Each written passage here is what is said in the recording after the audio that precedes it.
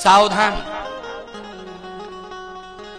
ये इतना बड़ा ग्रंथ है, लेकिन 3 शब्दों से उद्बोधित होता है ये रामायण। 3 शब्दों से, रामचरित्र मानस। ये 3 ही शब्दों से उद्बोधित हो रहा है कि नहीं? रामचरित मानस। अब इसका अर्थ क्या है? ये 3 ही शब्द क्यों सुनिश्चित किए गए, ना तो चौथा? 3 ही शब्दों से उद्बोधित, राम, चरित और मानस। चौथा शब्द क्यों नहीं जुड़ गया? 5वां क्यों नहीं? 6वां क्यों नहीं है? 3 ही क्यों? इसलिए कि 3 ही अस्तित्व में है, और 3 से संबंध जिसका हो गया उसका कल्याण हो गया। 3 क्या? सबसे पहले तो भैया राम है। बोलो भाई, है ना राम? राम के बाद चरित्र आ गया, और चरित्र के बाद मानस, मानस आया। मैं एक बात कहता हूं, 84 लाख योनियों में सबसे श्रेष्ठ योनि कौन, किसकी है? बोलो जल्दी। मनुष्य की है कि नहीं? अब बताइए, मानव के आगे और कौन सा जोड़ दिया जाता शब्द? सोचो जरा। 84 लाख योनियों में सबसे श्रेष्ठ योनि किसकी है? मानव की है। मानव की, मानव से श्रेष्ठ कोई नहीं।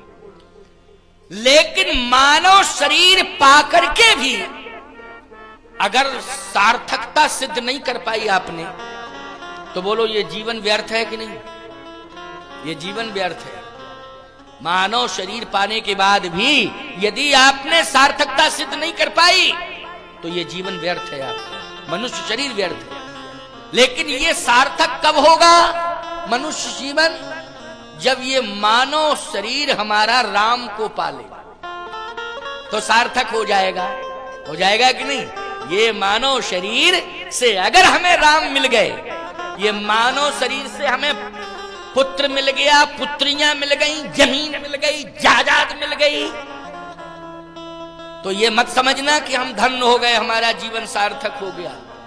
हमें पद मिल गया, प्रतिष्ठा मिल गई, सम्मान मिल गया, प्रतिष्ठान मिल गया, मत समझना कि हमारा जीवन धन्य हो गया। ये तो सामान्य चीजें हैं, ये तो मिलवे ही करेंगे भाई। किसी को ज्यादा मिलता तो किसी को कम मिलता है मनुष्य। संतान मिल जाती है, नहीं भी मिलती है संतान, तो व्यक्ति अपने रिश्तेदारों की संतान को स्वीकार कर लेता है। क्यों भाई, कर लेता कि नहीं कर लेता? चलो कोई बात नहीं है, हमारी संतान नहीं, हमारे भाई की संतान है, भाई की संतान नहीं तो हमारे रिश्तेदारों की संतान हमारी हो जाएगी, कोई दिक्कत नहीं। संपत्ति किसी को ज्यादा किसी को कम मिलती, सम्मान भी किसी को ज्यादा मिलता किसी को कम मिलता। मिलता है कि नहीं मिलता है? जरूर मिलता है, निश्चित मिलता है। आप कहो महाराज सम्मान, भिखारियों को क्या सम्मान मिलता है? एक बात बताएं, उनको हमारे यहां संतों में उनको दरिद्र नारायण कहा जाता है। संतों की दृष्टि में धामों में तीर्थों में जो भिखारी होते हैं उनको क्या कहा जाता है? दरिद्र नारायण। अब बोलो भगवान से जुड़ गए कि नहीं जुड़ गए हो? जब भगवान से जुड़ गए तो बोलो इंसान को भगवान से जोड़ दिया, सम्मान मिल गया कि नहीं मिल गया? दरिद्र नारायण कहा जाता है। सम्मान तो सबको मिलता है। सावधान, भरत जी ने भी प्रयाग में कहा था, आरत काहे न करे कुकर्मु, मांगो भीख त्याग निज धर्म। भरत जी ने भी अपने को भिखारी माना है, लेकिन सम्मान बोलो भरद्वाज जी ने दिया कि नहीं दिया? भरत जी को सभी संतों ने सम्मान दिया कि नहीं दिया? भरत जी ने भी अपने को भिखारी माना था। सम्मान सबको भी मिलता है, राजा को राजा के स्तर का सम्मान मिलता है, सामान्य को सामान्य जैसा सम्मान मिलता है, भिखारी को भिखारी की तरह सम्मान मिलता है। उसे भी हम लोग दरिद्र नारायण कह करके सम्मानित करते हैं। यानी अपमानित करने का हमें अधिकार नहीं है, किसी को भी हमें अपमानित नहीं करना चाहिए, चाहे वो भिखारी ही क्यों ना हो। इसका ये भाव है। इसलिए हम महात्मा कहते हैं दरिद्र नारायण भगवान आए हैं, इनको भोजन प्रसाद पवाओ। सम्मान करने का अधिकार है हमारा, अपमान करने का नहीं। तो मनुष्य का सच्चा सुख और सच्ची मानव जीवन की उपलब्धि है राम जी को पा लेना, राम को प्राप्त कर लेना, ये सच्ची उपलब्धि है। अब राम को पाना है, लेकिन बीच में कोई आ गया। वो कौन आ गया? चरित्र बीच में आ गया ना, क्योंकि राम और मानस के बीच में कौन है? चरित्र। तो रामचरित मानस तभी होगा ना, रामचरित मानस। तो मानस और राम के बीच में चरित्र है, इसका मतलब है ये बीच वाला कौन है, इसको समझना पड़ेगा। समझना पड़ेगा कि नहीं? सीधी सी बात है, इस बीच वाले से संपर्क जब तक नहीं जोड़ोगे तब तक राम मिलने वाला नहीं है। समझ रहे हो ना? हाँ, बीच वाले से संपर्क जोड़ना पड़ेगा। तो बीच वाला है चरित्र। जब तक आज का मानव अपने जीवन में चरित्र को स्वीकार नहीं कर लेगा, चरित्रवान नहीं बन जाएगा, तब तक उसे राम मिलने वाले नहीं हैं। जब चरित्रवान बन जाओगे तो राम अवश्य मिल जाएंगे। निष्कर्ष निचोड़ आ गया कि नहीं आ गया समझ में? इसलिए इस ग्रंथ का नाम रामचरितमानस है कि ऐ संसार के मानव, तुम जब तक चरित्र का निर्माण नहीं कर लोगे तब तक राम तक नहीं पहुंच सकते हो। और चरित्र निर्माण करने के लिए, राम को पाने के लिए राम कथा सुननी पड़ेगी, तभी चरित्र का निर्माण होगा। जब राम कथा सुनकर के चरित्र का निर्माण हो जाएगा तो राम अवश्य ही मिल जाएंगे, इसमें संदेह नहीं है। बोलो कितना महत्वपूर्ण ये ग्रंथ है, अति महत्वपूर्ण ये ग्रंथ है, साधारण नहीं है, सामान्य नहीं है। इसलिए भगवान शंकर कहते हैं इस ग्रंथ का नाम पार्वती, जो कथा में सुना रहा हूं, और कथा तुम सुनती रहना, लेकिन कथा पूरी सुन लोगी, इसके बाद ये ग्रंथ बन जाएगा। और ग्रंथ बनेगा तो इसका नाम होगा रामचरित मानस। पूरे ग्रंथ का नाम, पूरी कथा सुनने के बाद इस ग्रंथ का नाम रामचरित मानस होगा। रामचरित मानस यही नाम, रामचरित मानस यही नाम, सुनत श्रवण पाइय विश्राम, सुनत श्रवण पाइय विश्राम, सुनत श्रवण पाइय विश्राम, सुनत श्रवण पाइय विश्राम, सुनत श्रवण पाइय विश्राम, सुनत श्रवण पाइय विश्राम। विचार करना, बिना सुने विश्राम नहीं मिलेगा। पायो परम विश्राम। तुलसीदास जी को भी विश्राम कब मिला? जब अपने गुरु के द्वारा राम कथा सुन ली, तब गुरुदेव के द्वारा राम कथा सुन ली, तब सुनने के बाद रामचरितमानस का निर्माण हुआ। जब रामचरितमानस सुनने के बाद निर्माण हुआ, तब पायो परम विश्राम, तब विश्राम मिला। इसके पहले विश्राम नहीं मिल सकता है। आराम कर लो अलग बात है, लेकिन विश्राम होना अलग बात है। आराम बिस्तर है, लेटे हैं हम, आराम कर रहे हैं, नींद नहीं आ रही। नींद नहीं आ रही तो सब बेकार ही ना है, बेकार है सब। नींद आ जाए, पूर्ण विश्रांति का अनुभव तब होता है जब पर्याप्त नींद हो जाती है। पर्याप्त नींद जब हो जाती है तो पूर्ण विश्रांति का अनुभव होता है कि वाह, आज हमें विश्रांति मिल गई। सीधी सी बात यह है कि जीवन में हम तब विश्राम पाएंगे, नहीं तो भाग दौड़ की जिंदगी है, ऐसे ही जीवन निकल जाएगा। राम कथा सुनकर के ही विश्राम मिल सकता है। पार्वती जी बहुत अच्छी बात कही। पार्वती जी ने कहा, महाराज वो मनु और शत्रुपा ने निर्गुण ब्रह्म को सगुण बनाया। किसके बल पर? कहा आचरण के बल पर। दंपति धर्म आचरण नीका।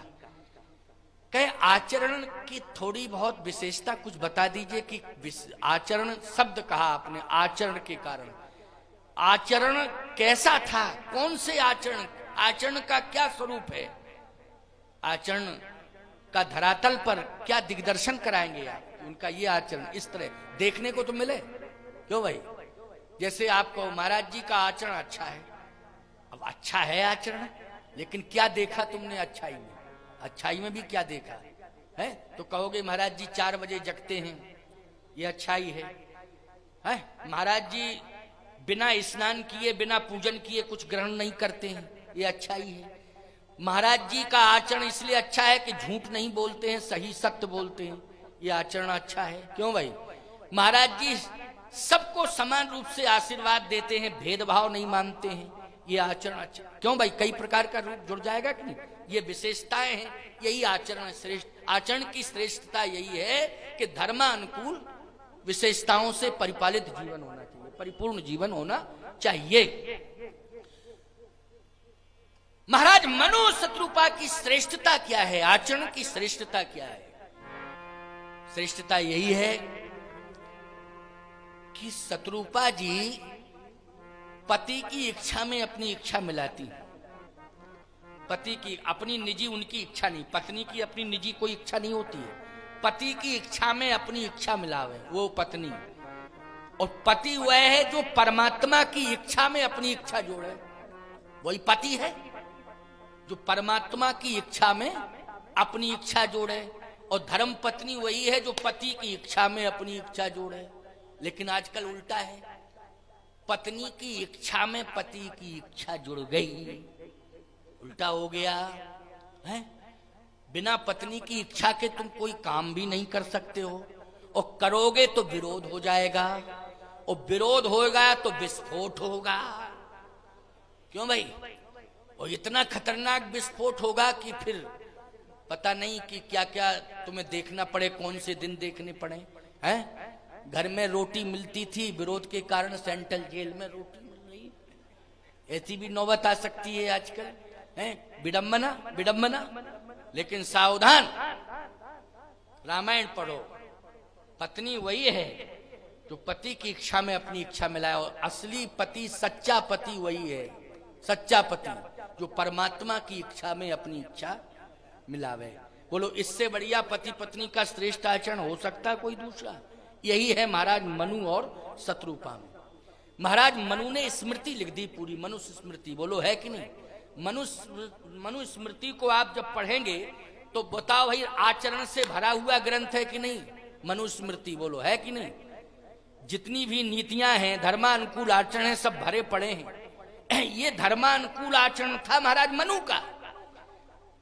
मनु धर्म पर आधारित जीवन किए हुए हैं, और शत्रुपा जी मनु जी के ऊपर अपना जीवन आधारित किए हुए हैं। यह है श्रेष्ठ आचरण।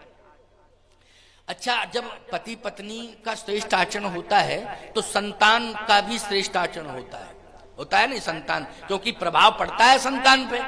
पति पत्नी जैसा करेंगे संतान वैसी बनेगी। एक तो इस बात का ध्यान रखना चाहिए कि हम दोनों पति पत्नी मिलकर कोई ऐसा काम घर में ना करें कि संतान पर दुष्प्रभाव पड़ जाए। जैसे फालतू की बकवास, पति पत्नी जब आपस में झगड़ा करें, वो बच्चे देखें तो बोलो दुष्प्रभाव पड़ता कि नहीं पड़ता है? कि अरे राम राम, देखो तो हमारे घर में क्या हो रहा है। एक बार हम क्या बतावें आपको, पति पत्नी दोनों लड़ रहे थे, बच्चा छोटा सा था, छोटा, स्कूल के लिए तैयार हुआ, ड्रेस पहन करके कंप्लीट हो गया, अपना बस्ता अपना थैला वैला लेकर के चलने के लिए तैयार हुआ। पति पत्नी दोनों लड़े। अब जब दोनों लड़े पति पत्नी, तो बच्चा छोटा ही था, थोड़ी देर देखता रहा, फिर चल दिया स्कूल, चल दिया। जैसे स्कूल में पहुंचा तो मास्टर ने कहा, क्यों बेटा आज जूता पहन के क्यों नहीं आए हो? नहीं पहने था जूता। कहे बेटा जूता पहन के क्यों नहीं आए हो? कहे दोनों जूते व्यस्त थे गुरुजी, दोनों जूते व्यस्त थे। अब मास्टर साहब बोले जूते व्यस्त थे, ये तो पहली बार सुन रहा हूं। आदमी व्यस्त होता है लेकिन जूते भी व्यस्त हैं, कैसे व्यस्त थे? बोले एक जूता मम्मी लिए थी, दूसरा जूता पापा लिए थे, वो आपस में चला रहे थे, तो जब दोनों जूते व्यस्त थे तो मैंने कहा बिना जूता के स्कूल जाना ठीक है यार। बताओ क्या संदेश मिला होगा और क्या बच्चे पर असर पड़ा होगा, सोचो जरा। खबरदार ऐसी गलती मत करना भूल करके कभी। बच्चे को धर्मराज युधिष्ठिर बनाना है, दुर्योधन नहीं बनाना है।